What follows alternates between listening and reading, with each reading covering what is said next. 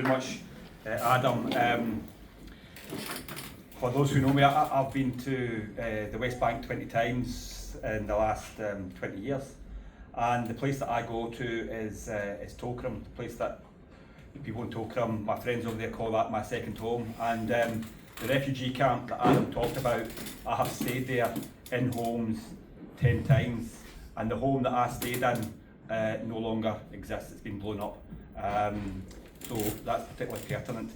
So what Adam talked about is sometimes, as I said, called the Gazification of the West Bank, the start of the process of what Gaza's going through. You can see that in those northern towns. But what does Gaza look like? So I'm not quite sure if this is a pleasure to hear this talk, but it is an honour to have Dr. Talat with us. Dr. Talat is just recently back from Gaza, and I'm a little bit nervous about what she's going to tell us and the images that she's going to show us, but I think it's vitally important that we listen, that we watch, that we learn from her first-hand witness experience. So it's a great honour, and with that I'm going to hand it over to Dr. Talat.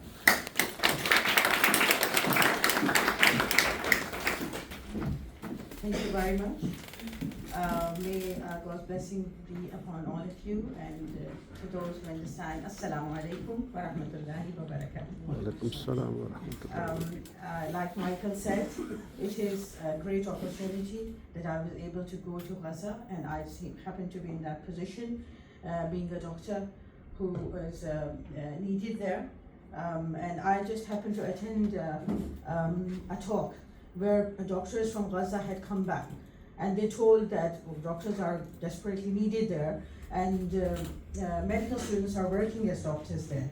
So I put my name there, in there, and when you must have heard that a pediatrician who had 9 children, all of them were martyred, and including her husband, and she was saying that I'll still continue to work, and that fascinated me, motivated me, and I said, oh really, I thought only surgeons are required there. I'm a pediatrician, can I go? And they said, yes, of course, you are desperately needed, and that's how my name was put there. But to go there, even for doctors, is not easy. Till the last minute, we have to wait for the final approval from Israel, and I was one of those lucky doctors who had the approval. So I'll continue with my journey, and I'll show you some slides as I go along.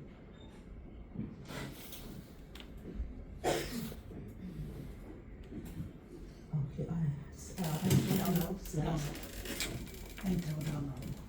Enter.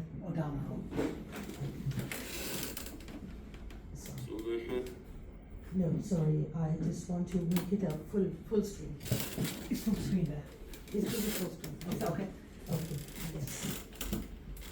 Okay, so the reality, like it says, is far more devastating than what we see on the screen.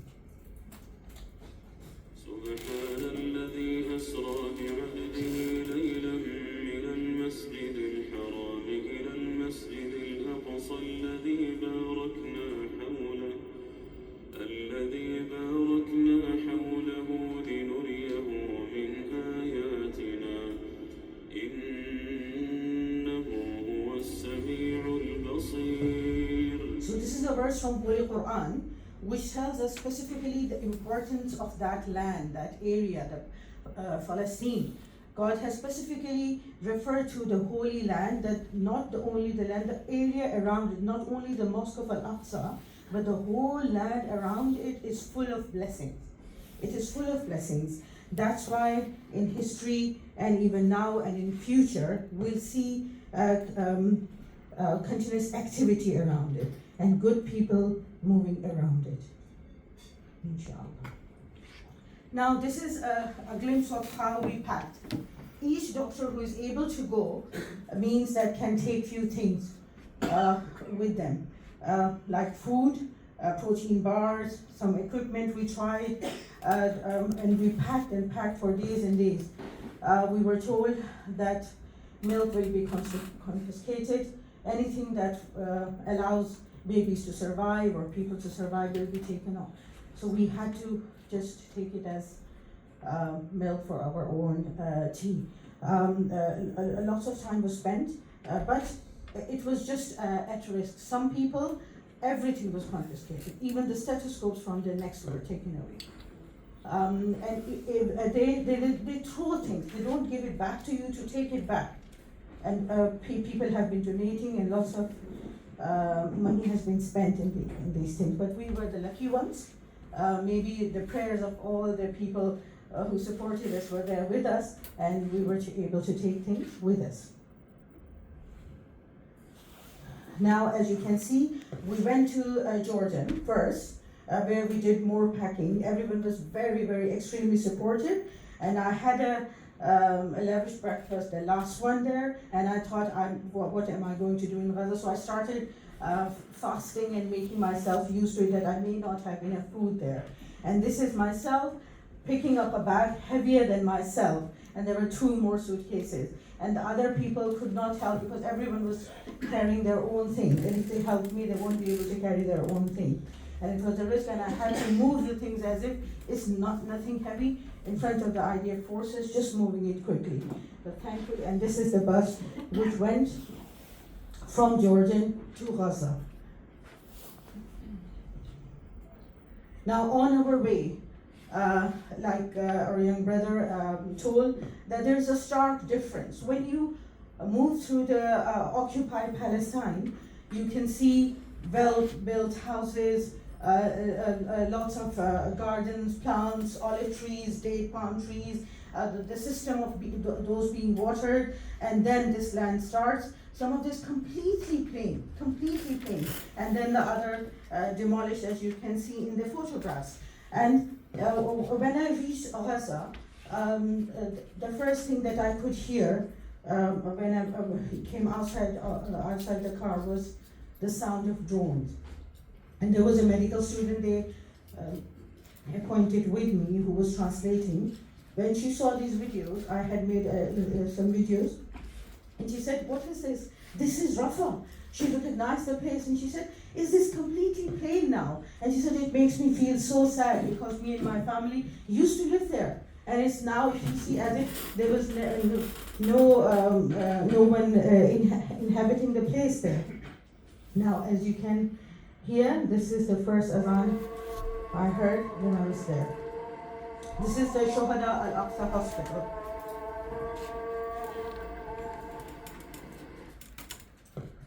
So we were supposed to we were actually deployed in Al-Nasser Hospital, but we went to Al-Aqsa, Shuhada Al-Aqsa first, which is on the southern side of Gaza Strip.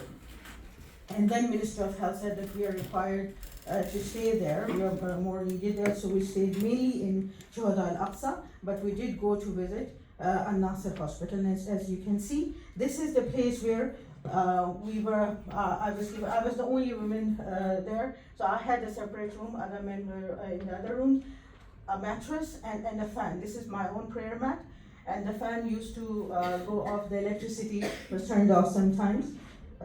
So this is very, very simple. We were the lucky ones who used to get food at least once a day. No breakfast, nothing in between if we feel hungry. Because we went with an organization, they arranged for some food for a simple rice or pasta, and sometimes it was a real luxury if they could have some vegetable for us. And we used to feel so guilty that people outside don't have food and we are being given food. And there were people living inside the hospital. There was a boy called, a little boy, 5 years old boy, whose whole family had been martyred. His brothers and sisters, mom and dad, and he was living with his grandmother. And he used to walk around, and we used to feel guilty, and we used to share food. And the amazing thing is that these people who have not, they do eat, but very, very less nutritious food, like water with a little bit of rice or lentils to give it color or a little bit of taste. That's it. But when we were giving them a protein bar, they used to take it but didn't eat it straight away. They used to keep it so that they'll share it with their family. And the families in their houses, everyone has been displaced. several times. Either they are living in tents or in a crowded room which is left, which has not been demolished yet. There will be 20, 30 people in one house, or in some houses even 200. And they'll go and take that one bar and share it with everyone. SubhanAllah. So this is our team leader, who is a very good person. I don't know whether you have heard of him, Dr. Yusufuddin Sheikh. He's an orthopedic surgeon in Birmingham, and he has taken many students from Gaza and taken permission from the government of Pakistan for those students, medical students, to study in Pakistan. And he has spent quite some time before in Gaza as well. But now it was twice that he has been rejected. He was supposed to go with us, but he was rejected. So he gave us some these kebab rolls at the end when we were about to enter Gaza, and 2 apples. So I gave those apples, and these children, my medical student, I gave her, and she took this to her house, and she said, her cousins were looking at it with so much surprise. They hadn't seen an apple, these children. And this kebab roll, they divided it like slices of biscuits, thin biscuits, and distributed it amongst everyone, because they had not tasted chicken for more than 6 months. Now this is a lady, I have met her personally. She came to meet me. She's called Salwa, and her house was destroyed. You can see on the left hand side, her house is a rubble, and she lives in a tent. That tent was destroyed, and then she moved again. And this is just one lady. This happens to people again and again and again. This is a 14-year-old girl called Aisha. Aisha was in ICU. She suffers with Guillain-Barré syndrome. This is like flaccid paralysis, which is extremely common these days in Gaza because of the lack of hygiene. Maybe it is thought that there's an enterovirus in the stool through which it is transmitting. So they start losing the ability to walk, and they cannot breathe on their own. So she has got a tube, tracheostomy tube, so that she can breathe. She couldn't speak, so she wrote for us there, and she could understand English. The literacy rate is very high. It's very surprising. In spite of war going on for years and years, they study, they value life, and they want to do something. So this little girl, when we told her to ask her permission, can we make her video, she put a scarf on quickly, and then she told us that she would still like to go back to her tent with her family. Now, this is just to show you that what the situation is. The patients are lying on the floor. Every day I could see that they were going to get food, to collect food. They're just normal people, not to fight, no resistance, already emaciated. And then when they had gathered together, they were shot, or the bombs were thrown at them. And the bags of food, the bags they were taking to collect food, their limbs were coming in those bags, or their faces were all covered with flour that they wanted to collect. So this is just to give you an idea what the situation is. This is the medical student who's speaking. Oh, there's no, you cannot hear the voice. So as you can see, there's not enough space, so patients are lying on the floor.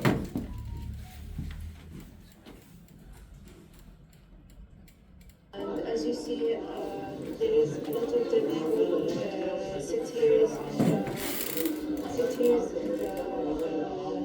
in the ground without a bed, because there is not a lot of bed here in the hospital. And this is all this patient here. Some becomes there is injured in the GHF. Yes, as you see. So you must have heard of GHF, Gaza Humanitarian Aid Foundation. It was like a death trap for them. Every day they used to go. And they used to run miles and miles and miles, and there was no clear indication when the food is going to be given to them. And it used to be thrown at them without much like time period. So that they can move away. Like if something is falling from the sky in this country, there will be sirens, move back, move back. No such thing there, just thrown on them. Many people being crushed under the food and dying or becoming disabled. And then the people who were coming back were shot in the neck, were shot in the head, or shot in the chest. Even if they are alive, there's no quality of life. So you can see here, this is a child who has had brain bullet in his brain, and the brain matter has been coming out. And neurosurgeons are doing a bit of plastic surgery as well. They are quickly removing the brain tissue and closing it. And we used to see adults, children like this every day. This is a child who is already has got cerebral palsy, and he had breathing difficulty, chest infections. So chest infections is one of the diseases that is very common there. Why? Because there are various reasons. Their houses have been has come in with severe respiratory distress. He has got tracheal tug, and he has got significant changes on his chest X-ray. He is receiving oxygen, but he needs extra support, like in Airvo, CPAP, which is not available in this hospital or in Khalsa. Yes. So because of the rubble of their houses, the explosives around them, and they're cooking food on by burning cardboard or wood. Even consultants, I could see, they're collecting the cardboards and I will cook food today, and having burns on their hands. Children were coming with accidents, apart from the injuries from the war and due to the gun. Sometimes oil used to fall on them inside the tents. They used to burn, or they used to drown. So there were lots of incidents because of lack of supervision, because our adults have been martyred or killed. And when seeing children, sometimes little children were being brought to the hospital by their older siblings. And this child, the same child, also used to shudder a lot. And then we realized that the reason was what was happening around him. It was like post-traumatic stress disorder. This was not one case. Many children were suffering from that. And parents thought, maybe my child is having a seizure. And we thought, no, this is not seizure. This is just the effect of what's happening around them. And this is a premature baby. He's lucky enough to be inside an incubator. Many don't even have an incubator to go into. The other child, you can see severely malnourished, very thin, and this is a common sight in Gaza. And we took, how much could we have taken? 3-4 bags of milk, and we used to divide it inside the gloves, the finger of gloves, one finger to one month. And they used to thank us so much. They used to pray for us. So all the ladies used to gather around us. Can we have milk? Can we have milk? Now this is a child who was hit by a shrapnel, and he was all paralyzed, and this was common. The whole ICU was full of people like this. But no painkillers, not enough painkillers. There's some medication coming through, but not enough. And this child, we could hear in A&E lying there crying with pain for nearly three days, severe pain. This is a child who was running for food and he got hit by shrapnel. He has got very bad injury in his back. Can you tell ممكن أنت كلام This is my broken Arabic. كلام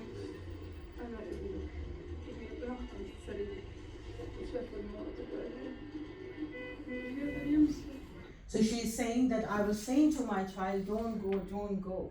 And his father was unwell and he wanted some food, and he still went, and he got hit by a shrapnel, and he's paralyzed for the rest of his life. Now this is an example. This is a boy who was just trying to get some food, and he was hit by the back of the gun on his eye, and his eye is being the surgery is being done in a mobile light on the floor. And look at the resilience of these people. They don't shout, they don't cry with pain. They're not shouting at the enemy, they're not swearing at the enemy. They are just content with what is happening to them and what can be done next.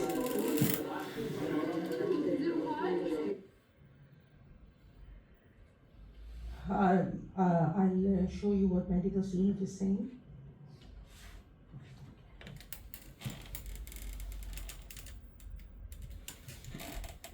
الحنفي كم عمرك يا عطية؟ 24 years old. He is injured today in the GHF. He is injured today in the GHF when he go on food, but he is get some gunshot instead of the food. Yes, so he went to get some food and he got shot in his arm, in his chest. Now this is another person who went to get food and a bullet went through his nose and then came out of the brain from the other side. This person has had a gunshot to his head. He went to get some food and he has been shot in his head now. We have no beds, he is being treated on the floor, and there are limited ventilators, so we have to make choice not to ventilate him at present. He's going to go for a fast scan CT. The good thing that I saw is that there is a system. There is a system, a medical system. People come to work, doctors come to work, nurses come to work. No pay for most of them. Some people get some pay, but how much? $400 in 2 months' time, while a bag of sugar costs $150, a small packet of sugar. A packet of flour, 1 kg, for $1,000. What is $400 going to do? But everyone was working as if I'm being paid, and they were even asked, why are you late? And the nurse will be with the doctor all the time. The cleaner, there's no soap coming through. It will be stopped. But the cleaner is cleaning with the little water he has. Everyone is doing their job, whatever they can. And that's the positive thing. That's what kept me going. Every day I saw these people being killed and I asked, why? I asked the doctors, they're Palestinian doctors, why are these people going and they know they will be killed, they know they will be shot. They said, you don't know the feeling when your child has not eaten for months and months. You either die of hunger or you take the risk, maybe you'll be able to get some food. This is the person whose arm was amputated. Again, you can see how emaciated he is. Just trying to get some food. Nothing can be done. They just covered it and stopped his bleeding. This is just a scene of ICU.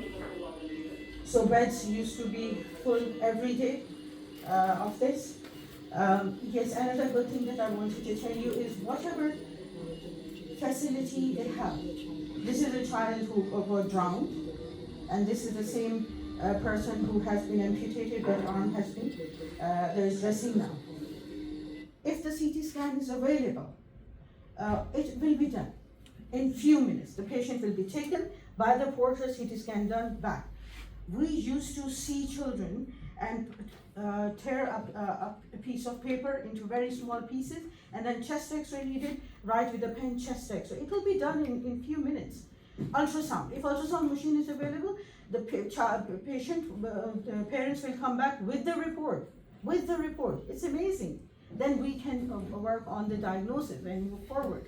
The doctor is there, the nurse is there, the pharmacist is there, extremely well educated and up to date with the latest guideline. But they're limited what they can do. This is what I found it really surprising. And every doctor very confident on their diagnosis. If I come and see, they will hand over the patient in just 2 lines. Even a medical student, they're working like doctors. They're doing chest drains, pericardiocentesis, like around the heart when the fluid collects. They are taking it out.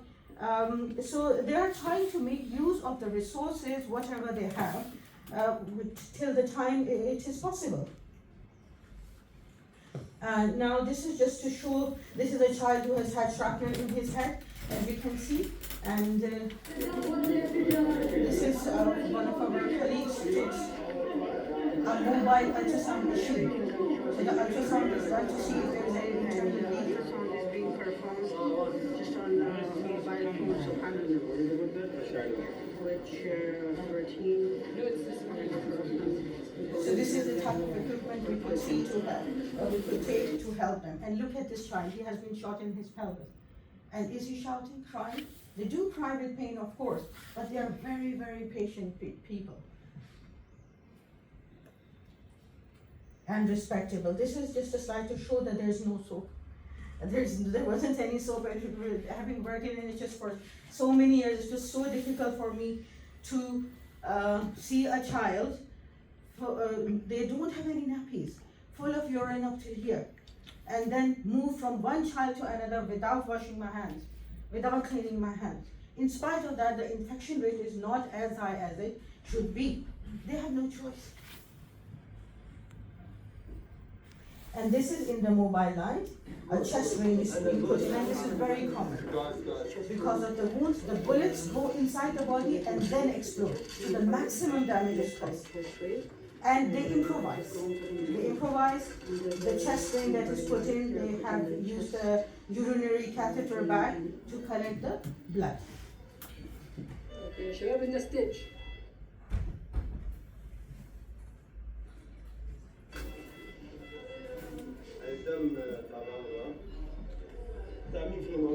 Now there is connecting it to urinary catheter.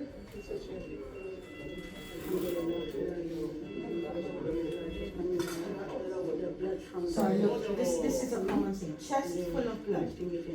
Many people, but doctors and nurses, everybody does their best to help them. And this procedure was being done in a mobile light, if you have noticed. And this is a man who was just sitting in his tent. His house is already destroyed. He's sitting in a tent, drone is going above him and then shoots randomly. No target. And the bullets went into his hand. I didn't take the full video, but we could see nerves, bones, and look at him, how resilient he is.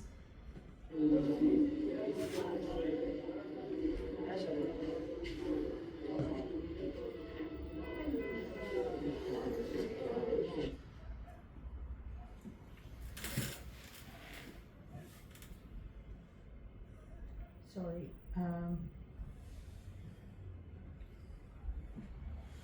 This is again just showing how people are coming. Some used to come already dead.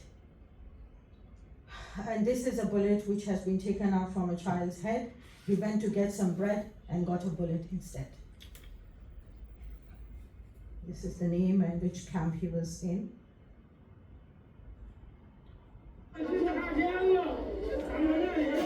This is a common scene nearly every year.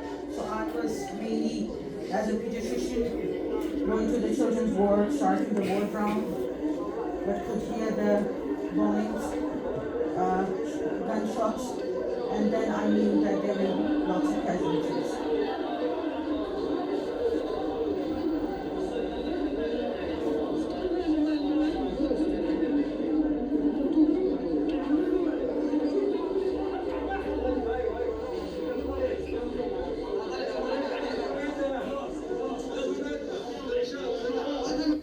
So as you can see, everyone is doing their job without pay. For what? For the sake of God, for the sake of Allah subhanahu wa ta'ala. And they say, well, if we sit free and mourn, what's the point? As long as we're alive, whatever skills we have, just use these skills. This is the main lesson I got from Bazaar. Living life up to its most with whatever meager resources we are available with is also a form of worship. Now this is just showing that there were no beds and this person is lying outside. And this is a very sad story, but again, very common. This family has lost 3 children already, and they are shaheed, they are martyred. 3 children from this family who have already been martyred, and and these are twins, mashallah, but they're knee twins, but they both have got being treated for meningitis.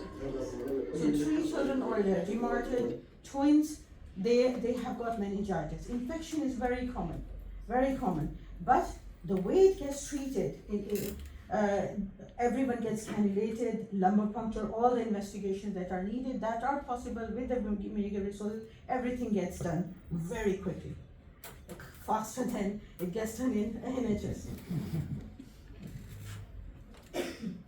Now, this is, some of you may not understand, this is a man whose child has been injured in the bomb blast, and his mom is lying on the other bed.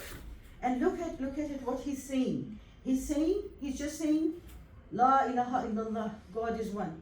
And the God is the all alive, eternal. Like still words of remembrance of God, rather than hating the enemy or crying. So this, I found this very extremely inspirational.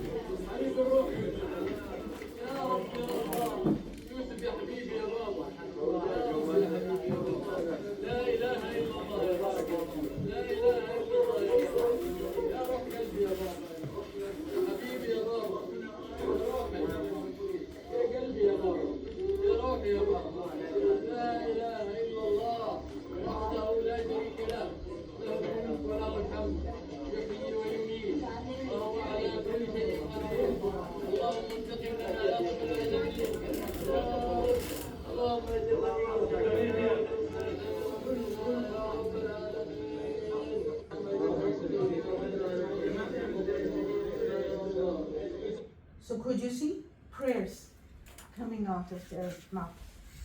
So just calming themselves, calming people around them, and increasing our faith in God as well. It's amazing what we see there. So these are patients lying outside in the hospital. And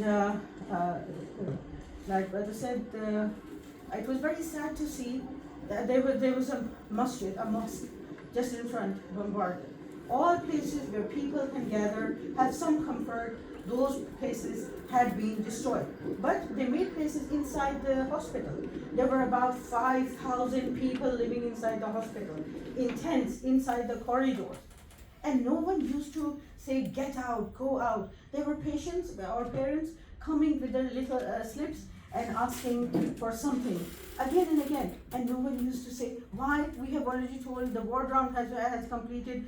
No one used to shun each other because everyone is in the same condition. Everyone's house has been destroyed. The people have been, from their family, have been martyred, killed. Doctors used to come to work and show me that, look, last night, and they with a lot of pride, with the Masjid Al-Aqsa behind the heads, the photograph, and the photographs of the martyrs, the people who are dead. 4 people out of my family have been dead last night. But it wasn't that they stopped working, they stopped coming to work. They still come to work and do whatever they have to do, which is again really amazing. There were gunshots, which I could hear all the time, and bombs, but they knew which gunshots were for what. Sometimes the gunshots, they said, these are not the gunshots that the people are being hit. This is the celebrational gunshot, that someone has been martyred. Martyred means they go straight to Jannah, they go straight to paradise because they're suffering.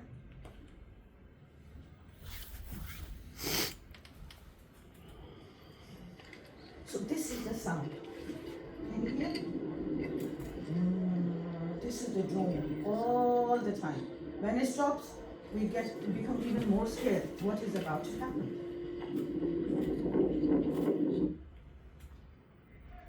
And amazingly, medical students are studying, they have hope, they want to do research as well. And they say, doctor, when you come next time, things will be better. we were not. The Arabs are very famous in their hospitality, but it was after 24 hours that we were able to eat something. How must they have felt? They want to give, but they don't have even water to provide us. But these girls, and there were some boys were as well, it was amazing to teach them. Smiles on their face, you cannot even tell.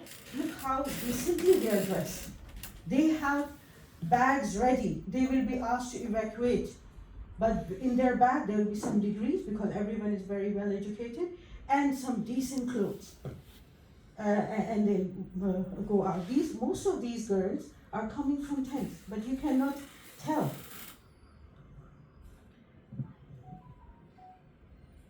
This is whenever I used to go from our quarter, which was inside the hospital, and crossing an open area and going to the wards itself. These children always used to run after me for food, for something. Even if they got food, it was just at the base of their big pan, because there are places called takiyas. I may be pronouncing it wrong, where when we send the money to them, people are able to buy, inside the Gaza they are able to buy food, but at very, very expensive, but they can cook for them, and they get this every day. They respected us so much, the Ministry of Health, the people, they had a little ceremony, they gave us a certificate, but they are the people who are actually doing the right action with so much bravery. But they say that when you come, it means that when initially at the beginning of these 2 years, no one was coming, and they felt alone, left alone. But now they are saying that when you come, maybe it's not that when we go they stop working, because they've been working so long and they go home. They continue to work, but they respect us, and they say, you show us that you are with us. Now this is a photograph from past. This is when Al-Aqsa, the occupation, tried to put bars inside the gates of Al-Aqsa, the revolving doors, so that only one person can enter at a time. So they protested. The Muslims prayed outside. They said, we are not going to go one person in at a time. We'll go together through the big gates. And what resulted? Israel had to remove those iron gates and put the big gates back in. So this means protesting, raising your voice does matter, it does work. But do it peacefully, but do it. Don't sit in your homes and don't do anything about it. So protesting is a very good thing to do. And now, this is just what is according to our hadith, the saying of Prophet Muhammad sallallahu alaihi wasallam, the people will soon summon one another to attack you as people when eating invite others to share their dish. So a Prophet, may peace be upon him, was asked, is it because our number will be small, that Muslims will be small in number? So Prophet Muhammad sallallahu alaihi wasallam said, no, you will be large in number, but you will have wahan in your heart. That is, you will have the love of this world. The faith will be very weak. That's why people will be able to attack you very easily, and they'll all gather together, and they'll go to the place of Aliyah, which is the Jerusalem place, and all armies will attack you there. Another hadith, black flags, yes, this is the same that I have just mentioned. Black banners will emerge from the east, and nothing will be able to stop them until they are planted in Aliyah, which is Jerusalem. Supporters, yes, this is what is going to happen in future. Good times will come. Now this is just to show a combination of adhan and the ambulance noises. The call for the prayer and the sound of the ambulance going on at the same time. This is a try, just a song. They are still resilient people, they are hopeful, and they want either success or go to their Lord. So this is a little على عهدي على ديني على أرض تلاقيني أنا لأهلي أنا فديهم أنا دمي فلسطيني فلسطيني فلسطيني أنا دمي فلسطيني. So it means I'm a Palestinian blood and I'm resilient. So We are that country so far, but why are we sad? Because we are all like one body. If one finger it gets injured, we feel the pain. Same, if they are suffering there, we feel the pain. So this is what our Prophet Muhammad, may peace be upon him, said, you see the believers as regards their being merciful among themselves and showing love among themselves and being kind, resembling one body, so that if any part of the body is not well, then the whole body shares the sleeplessness, insomnia and fever with it. So what can we do now? Utilize talents and online presence for the Palestinian cause, share the news in historical context, highlight importance to the world, and whichever way you can help, we should help. I know we all want to help. If all of you had been in my position, you would have been the first one to go. But God, Allah subhanahu wa ta'ala, made it possible for me to go, but I represented all of you. The things that I could take with me was all of you had donated. And the main thing they said, your presence shows us that you are with us. Prophet Muhammad, may peace be upon him, said, a group of people from my ummah will continue to fight in defense of truth and remain triumphant until the day of judgment. This is a Palestinian person. I met him personally. He works in hospital, and he has lost all his family. But this is the message he has given for all of us, which represents a Palestinian message from all the Palestinians. One Palestinian conveyed this message. I hope that you will convey my greetings to all those present and teach them about the injustice, killing, and pain we are exposed to in order to defend our land, our country, and our religion. This is a trust, and that despite what we are exposed to, including people, homes, and starvation, we will not surrender, inshallah. God willing. Now in Quran as well, Surah Tawbah, verse number 51, Allah subhanahu wa ta'ala says, never will we be struck except by what Allah has decreed for us. Allah asks us to say this. He is our protector. That is, whatever is happening is from God. God wanted them to go through this, so we accept. This is a test for us. More for us people who are living in a luxurious life than them. They have already passed their test. But it's our test. Are we doing something for them? In whatever capability we can. And upon Allah, let the believers rely. The most common word that I heard from their tongues was Alhamdulillah. All praise be to Allah. And then Allah subhanahu wa ta'ala says in Quran, verse number 52, Surah Tawbah, say, do you await for us except one of the two best things, while we await for you that Allah will afflict you with punishment from himself or at our hands. So wait until we, along with you, are waiting. That is, either these people who are fighting, either they will die, they will go straight to Jannah, so that is success, or they will be successful in this world. So there are two hasanat, two goodnesses for them. It's always, if you're on the right path, no matter what happens, it's always win-win situation. And for the opposition, either the people will cause them to be defeated, or God himself will take punishment from them. So just wait. These are prayers for the land of Palestine. May Allah remove all the hardships and suffering from them. And this is, as someone said, I don't know why it's not showing, but when your prayer in the mosque becomes as full as the Friday prayer, like all of you know, when it's Friday, traffic will be late, there will be traffic jam on the streets because people are going for Friday prayer. When it will be like this for the Fajr prayer, the early morning prayer, that will be the time when Palestine will be conquered. So we have to be strong.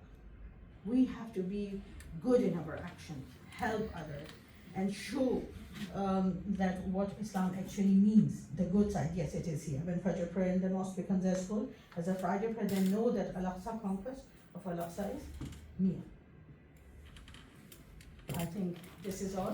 Thank you very much for your patience.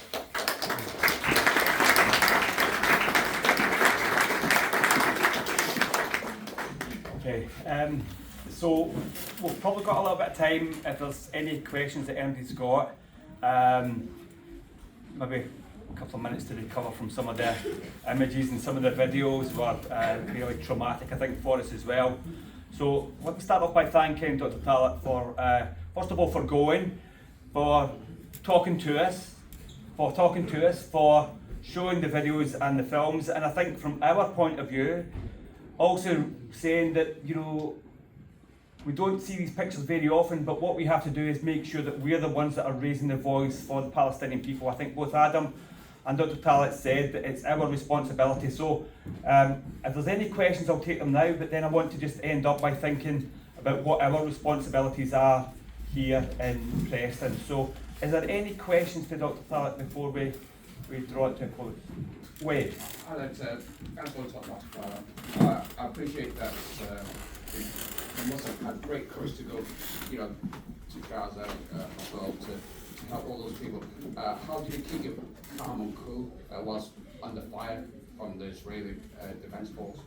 So we just asked, how did Dr. Talat manage to keep her calm and her cool when she was under fire and those things round about us? Thank you. This is a very good question. Yes, if I had been, had not seen the Palestinians themselves, their reaction, I may have collapsed, seeing what was happening there on a daily basis. But the smile and calmness on their faces, that's what kept me going. The hope, that's what kept me going. You still show great courage though. Yeah. And I wonder how the spirit of the Gazan, you know, is so high when faced with such, you know, adversity. Yes, it is. But I think all of us want to do something for them. And when I got this opportunity, I said, I must go. I have a young daughter to look after, and she's my responsibility. But still, I asked permission from my mom, and I'm very grateful to God that she gave me permission. She said, yes, you go. You are going for a good cause. If she had said no, it would have been really difficult. But all of us, all the doctors there, they had written their wills as if they have come, and they are never going back. Even myself, I took my daughter to a place of safety. If I'm not coming back, I took promise from my brother, you look after my daughter, what is going to happen. And then there were doctors who were, because I was with doctors, so I'm talking more about doctors, but everyone was very good. There were doctors who were fasting during the daytime and working. I never saw them eat because they felt embarrassed in eating when others don't have food and they're being shot for trying to get food. And they were standing up at night and praying Quran for hours and hours and hours. I think that's why they were special people. God chose them to go there. Well, in case you have our respect and admiration. Thank you. Okay. Women at the back. My wife. I wasn't quite sure how to introduce her. Laura. To what extent the Gaza are aware of the tens of millions who are protesting, demonstrating, marching across the world for support of Palestine, and Palestinians who are absolutely shocked. You know, something horrible what's happened to Palestinians and the fight outside of Palestine to get justice on local Palestinians. So I think Laura said, for everybody who can hear it. So what was the reaction? Did the Palestinians know about those who are participating in demonstrating and protesting around the world against the genocide, for ceasefire? What's their attitude to what's happening around the world? Yes, yeah, they do know, and they feel very, very encouraged. They didn't ask myself, but the doctors who went previously, they said they were asking why there are more non-Muslims who are protesting. Where are Muslims? Why are not Muslims doing for us? So we should all rise. There were once 2 medical students sitting in ICU, intensive care unit, and a new patient had come, and I said, can you tell me about this patient? And then both of them, they told me about the child, and then I said, how are you? Are you okay? They said, Alhamdulillah, and there was a smile on their faces. And then gradually, are you really okay? How are your families? And said one of them, a brother went to the school and got hit, shot. School, there was some food being distributed in the school, and then he was martyred. The other one's father was martyred. And I said, still you're saying Alhamdulillah, can I make a video so that people know how strong you are? They said, no, there's no need, we are shy. And they said, we know, people all know, people are with us. It's just the governments. So they know. But we have to show our presence. We have to show our presence in the occupied Palestine. We have to show our presence in Gaza, and we have to do whatever we can at present. Be good in whatever field you are, and do it properly. And raise your voice and boycotting, and lots of things there are, and donate. Because every day the food is so expensive. But continue to donate whatever little they can get. Don't think nothing is getting. There is some that is going in. Not enough for everyone, but there is still, it's going in. So please continue to help. Okay. Any other questions? I'm fine. Yeah, You're no. close enough, Ishmael. I don't do that one.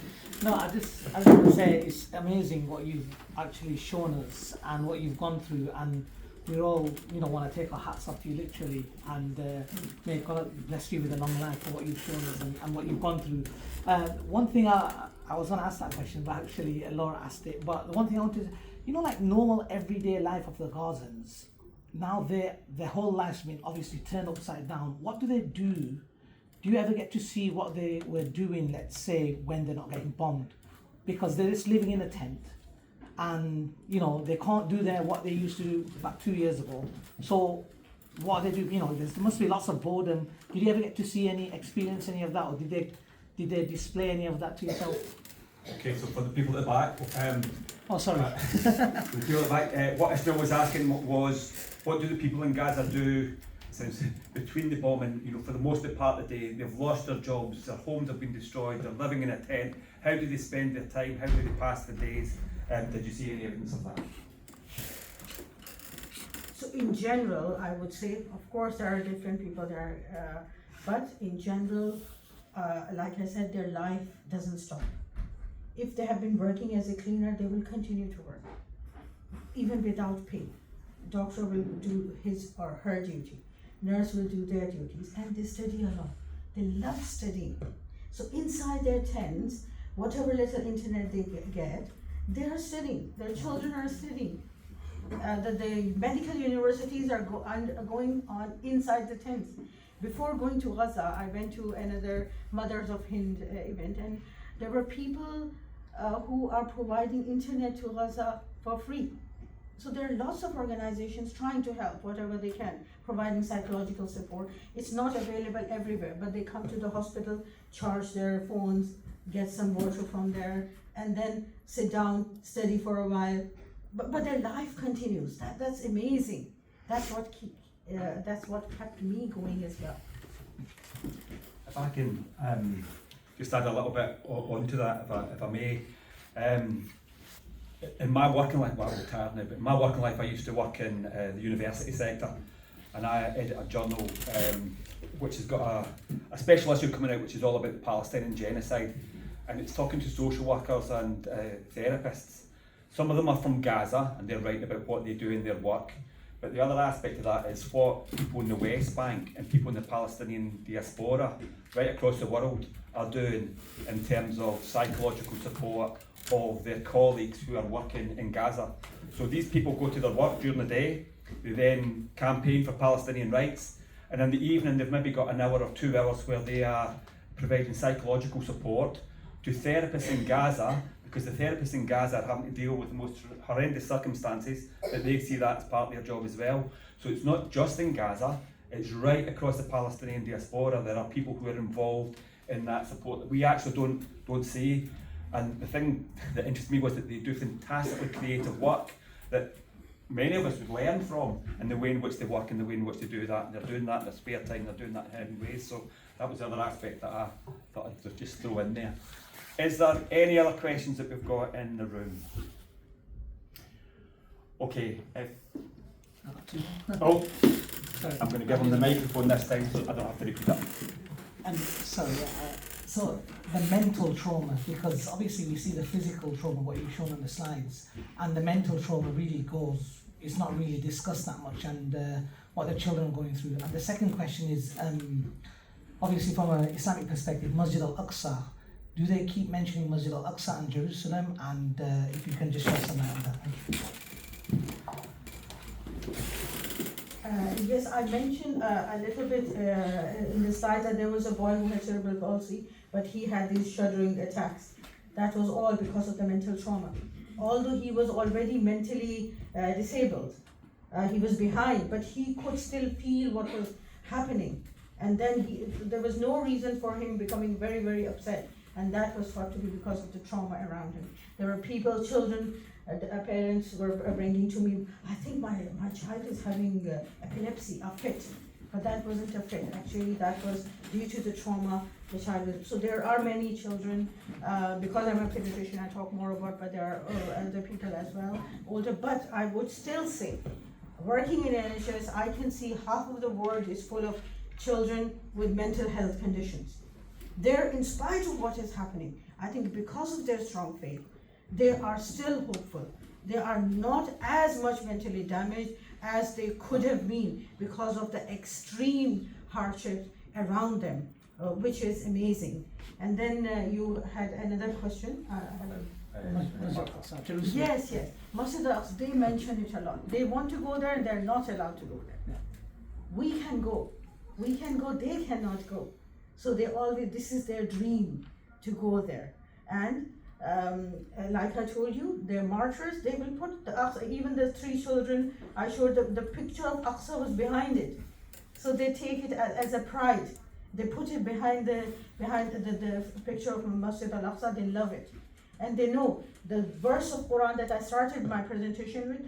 This is the place where full of blessing, and around that place is blessing. That's why there's so much fighting for that place that is going on. And hopefully the people who are on the right will be there, will be around it all the time. Okay.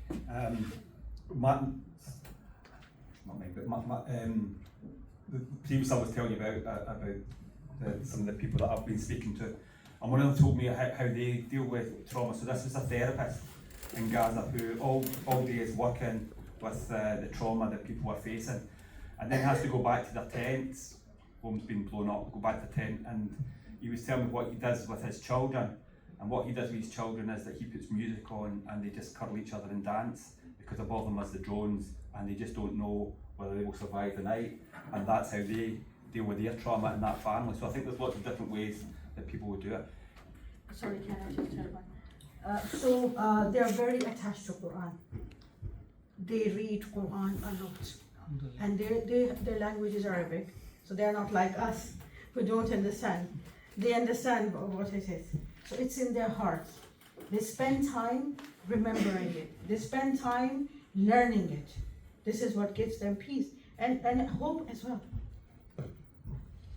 Okay, last question, go on.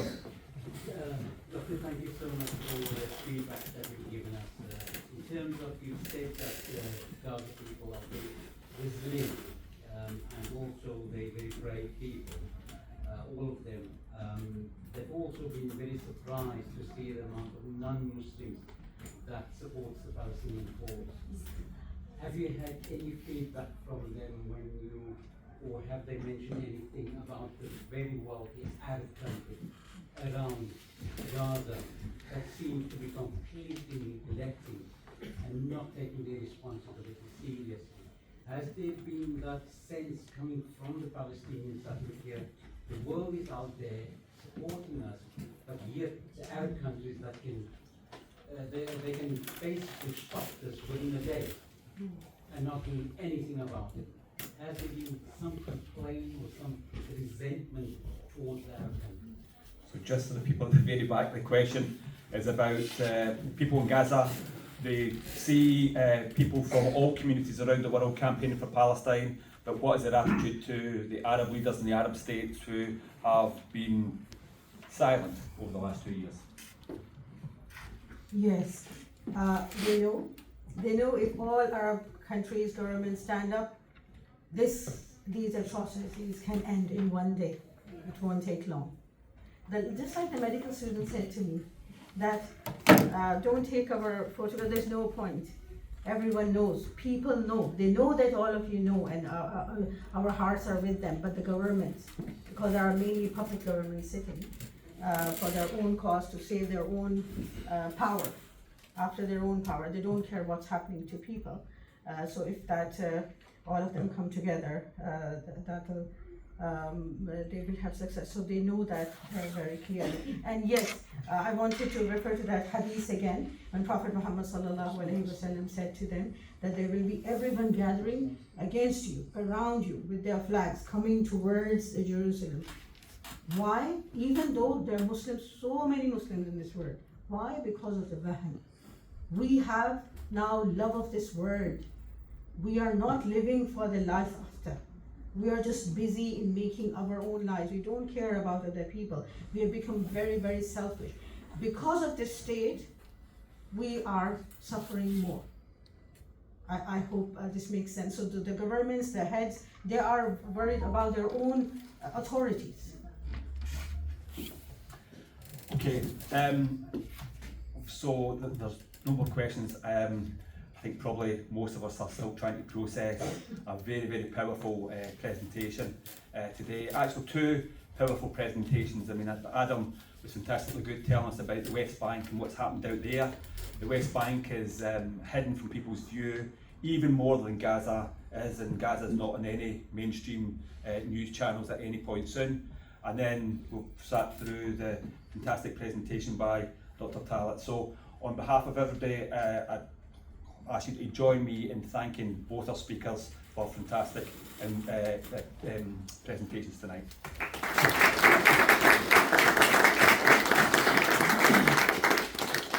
And I want to finish because both Adam and Dr. Talat said that it's our responsibility in this country to not stop talking about Palestine and to not stop talking about the genocide.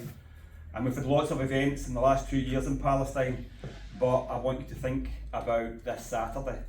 And this Saturday there is a national demonstration in London, and that demonstration is to mark 2 years of the genocide. There will be demonstrations right around the world.